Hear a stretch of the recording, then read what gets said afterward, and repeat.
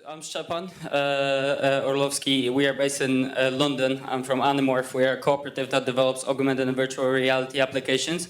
And so it happens that we also have worked on several human rights projects, but we primarily just try to help people with the work we do. So also we work in the medical sector, developing sensory prosthetics and AR to cure people or like help with rehabilitation of like stroke patients, for instance.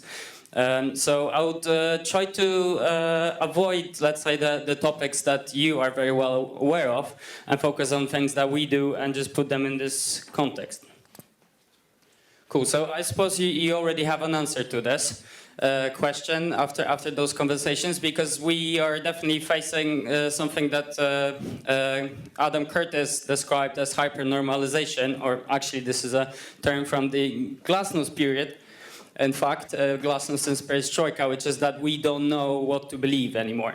And this creates a noise that in turn generates confusion, so people don't know what to follow. And this is why we use our approach in augmented and virtual reality to engage people again by just striking them with very visceral content that hits them to the bottom. But the whole point of it is not just to hit with new technology, but actually to speak to people. And because there are so many perspectives on things and people see, different fragments of pictures, we cannot really address them in the same way. So what do we do if we live in a post-truth world where even truth can be sold as a lie and someone is making money on it? Of course, people lose their trust. And just technology on its own is not going to solve it. And even the most advanced AI for the 5 years ahead, at least, it's not going to solve it. So how do we do it? However high-tech we seem to be, we bet on something quite simple. Which is not the black, but rather tea, coffee, and cake. So this is what I would like to focus on first, before going into technology, which is the participatory design methodology that we follow when we develop projects. So we go to communities and try to understand them, to work with them. So participatory design is a framework that was developed over 50 years ago now, I suppose, in Scandinavia, in car factories where workers realized that the parts that they were assembling were not working very well together. And eventually they managed to establish themselves as people who also take part in the design. And since then, this approach permeates also software design. So of course it's participatory, so everyone has ownership of what is being developed.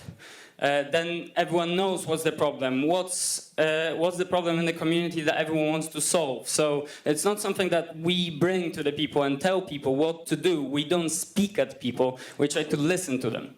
And then because people know what's the problem, then they also creative about coming up with solutions.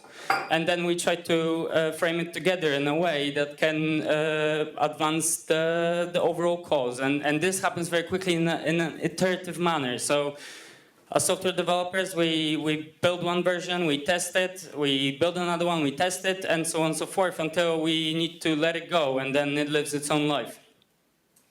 So now to the tech, maybe just to settle the ground, because maybe I didn't do it well at the beginning at least. There are 3 different types of technologies that we work with. So virtual reality is when you are in a simulation, you're completely separated from reality. You live in the virtual world, so to speak. And this is usually done in a headset. Well, augmented reality is when you have digital entities that overlap physical space. And this can be done on the phone, but this can be also done in a headset, in holographic glasses. And then mixed reality is something that combines the both. And then you can switch between AR and VR as if, the reality is the wonderland, or maybe the wonderland is the reality. So I'll just speak about those few projects that we worked with that I think can resonate with you. So first is May, the project that we've developed with documentary filmmakers from Hong Kong about workers in Chinese factories. The second one is Aurora. We built, it's kind of like an experience and an installation that was at South Bank Centre in London, which is science tech venue in central London. And this has to do not only with Northern Lights, but also the Sami tribe, people of north of Europe, the only indigenous tribe that is still around in Europe. Virtual Inclusion, that's the project that we developed with Open University and Institute for Strategic Dialogue in Google for school kids to promote social inclusion. And the last one is a project that we're working on now, which uses augmented reality to bring two sides of the peace lines in Belfast, which is probably the most difficult project we've worked on. So, mate, I don't know why things are shifted in a strange way. I think you got some side panel going on there, but on some screens it's okay. I guess I'll try to narrate anyway. So Mate is an app for mobile phones that you can put on a headset, and you accompany a worker in a factory throughout their day in life. So we've at the very beginning, because of the long research that the documentary filmmakers have done into the topic and meeting people, spending time with them, we realized that we don't want to communicate through guilt. We want to engage people in understanding the longing, needs, dreams of those workers, and through this build a connection between people who make the product and people who buy the product. And of course, we were aware as how difficult and how complex the supply chain is. So we embarked on a journey where the character, in this case Xiao, takes us around Shenzhen, and for instance we helped her buy groceries, and she talks about what she likes to eat and stuff. This is the user journey for this one story, and there are several. So each of your choice generates a different scenario, and you end up in a different pocket of a story. So it's a lot of, let's say, development, but everything is organically developed with the characters, with the real people in this case. So we always verify that as we develop the journey, and then someone, in this case those documentary filmmakers, two girls from Hong Kong, shoot it in China. So we go and visit the family, and we realize how complex this situation is, how the women, girls, even if they're more talented than boys, that they cannot educate themselves. They have to go to a big city, work, send money home, while stupid brother is having best time. And then we arrive to a place where, well, we try to build a connection. So after experiencing this app, which I also have with me in a headset if anyone wants to try, many people are very moved, but there's a problem of a clear ask to take action and be able to do something. And there are several NGOs that are involved in this project, and one of them focuses on the supply chains. And even though they specialize in this, they themselves cannot confirm that we can cover all the parts of the supply chain, particularly when between the excavation of minerals and factory in China. So this is the place where this project is, and is still developing. The other project is Aurora, where we used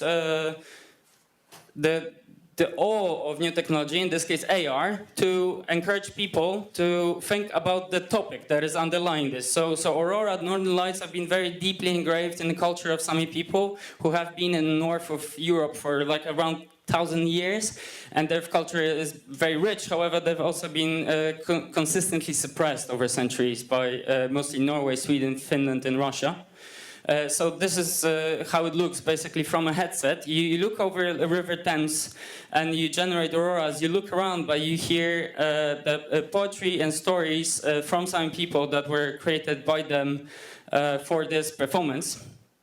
And as we researched the topic, we realized how rich is their culture, and also how proud they are of who they are. So, for instance, when one of the Sami people, because he helped Russian Tsar with managing their herds. He was invited to live in a palace, and on Tsar's court, but obviously this was of no interest to him. So people experience just an AR experience that then they would talk about, and they would generate content and social media entries based on that. But we would use this, in fact, to speak about a very ongoing struggle that was happening in the Jætten Valley in north of Norway, where actually one of the poets who effectively helped us, he was striking and opposing this law that Norwegian government introduced to benefit cabin owners who fish in the traditionally occupied, let's say, Sami area, where they for thousands of years fished in a sustainable manner. So they announced a moratorium. This story is very much ongoing. The people are still protesting there. So I use the ATNU. If you want to read about it, please go ahead.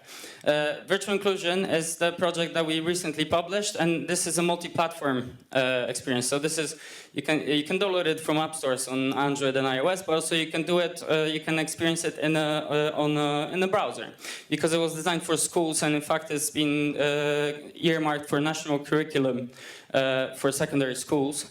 And we tried to understand how subtle are the mechanisms of social exclusion. So we went to schools, we met kids many times, teachers, parents, even people who are, policymakers, allegedly remote from the problem. And we tried to understand how those things manifest themselves, and then we developed the scenarios with the kids to depict it in the most faithful way. Sorry, this seems quite small, but essentially we developed, this is an infographic report from Institute for Strategic Dialogue about the project.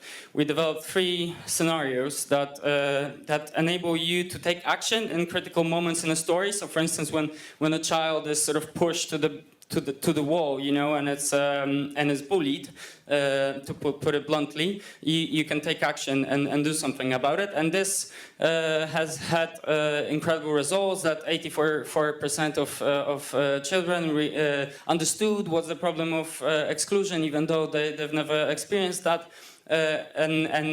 Or they realized that they experienced this, and 89% of people said that they would, because of that, they would now know how to react in those situations when this happens, and it happens all the time. So you're no longer just observing things, but actually you are in the middle of it, and you see someone suffering, and then you can do something about it. So in this scenario, for instance, when one of the girls is as I said, pushed against the wall, you can help her, and then you see the outcome of your action. So if you've been passive, you see what happens. If you try to confront the bullies, you see what happens. So that's the project that we will try to develop further, and also the framework that we use to develop the project will be available open source. So potentially people who want to develop their own projects with 360 video interactive scenarios will be able to do that. So next project is Project Poreless, which is a project commissioned by both a city council and executive authority because of the known problem. It's been just 50 years since the introduction of the peace lines in Belfast, in Northern Ireland in general, and the executive authority pledged to remove peace lines by 2023. So here we are, and we're trying to understand how those long-term divisions can be overcome. So it's by no means an issue of software, but rather understanding all the dimensions of this problem. Fortunately, we are not alone in this, and there's a lot of grassroots organizations that have been operating for decades, and they help us. And we're trying to understand how we can bring people together. And in this case, we're not developing something for people. We are developing something with people. And I guess someone who mentioned the sort of business incentive is something that is very much on the agenda after initial workshops, even though it's very dynamic, the situation. We're going there soon again in a couple of weeks. Because it's about imagining shared futures, about finding something that will bring those people together in a constructive manner where they can experience one another and stop being afraid of each other. So not just taking walls apart, or definitely not physical walls, but walls inside of people's minds. And then trying to get very practical outcomes for those communities to work together. So essentially, we're trying to interface a shared vision based on so many perspectives that we originally looked at when there was this picture of an elephant. So summarizing the key points, I guess, are about essentially listening and trying to understand what people are going through, and then this will result in, from our experience, at least from the beginning of our journey, is this will result in better product that has more value to the local community, but also they will be more involved and they will organically amplify this and communicate this to their friends, and then they'll communicate it further. So in fact, you don't need to broadcast as much. And of course, as you develop it, then you try to find ways what will be a better way to express it, a different way to express it, not necessarily a wearable way. Like in Belfast, we're going to do an AR app that people can leave marks on, like sort of secret messages on different objects that people from the other side of the wall will be able to recognize just by looking at the chair or a glass. You know, so we're just building a very basic platform for communication, which is just playful. But essentially, we've been looking for this with the people, and some of them hinted at it. So it wasn't that we had lots of ideas at the beginning and then realized they're detached from what's actually happening. So the immersion here is maybe understood more as a consistency of logic and engagement with the community, not necessarily high-tech VR experience. So here probably that's the point on strategy. So kind of understanding what people want in long term, what is their dream, and then trying to take a tactical point of view. So what we can achieve now, what we can achieve immediately, and what will be available to us then. So try not to jump to the long term discussion straight away. And here data comes very handy. So we've been doing this only for a couple of projects where we actually measure how the users behave, and that's still quite general, I would say, in terms of what are the choices, let's say, of the kids in the virtual inclusion app. Will they support the person who suffers, or will they join the perpetrators? But all this data is very trustworthy, because in VR people are not monitored, so people really behave in a very free way. And this is maybe ironic, they are, but they're in a way that we don't capitalize it, we don't sell it. So also the question of the experience, which is very visceral, it just simply unlocks sort of very free behavior so far, at least. It might change in a few years. So one thing is doing it in the app, the other thing is, of course, building it, and the other thing is trying to learn what can be improved in the next iteration. So with the new technologies, we can definitely move ahead and do it with courage, but also with caution, because if we look at how social media is used now and what are the effects, of course, with virtual reality, with eye tracking, with advanced machine learning and deep fakes, this might go wrong. So I would then encourage everyone from this sector to also leverage, even though you say that there's a crisis of authority, there is also a power in the angle that you're looking from. And I think that it's something that has to be maintained and also simply earned in a new computing platform, because this is effectively what we are talking about. This is where computing is moving. So thank you, and yeah, I have apps headsets with me, so if you want to try it tonight or tomorrow at any point, I've got 2 of those apps on me. Plus, of course, you can download them online. So thank you.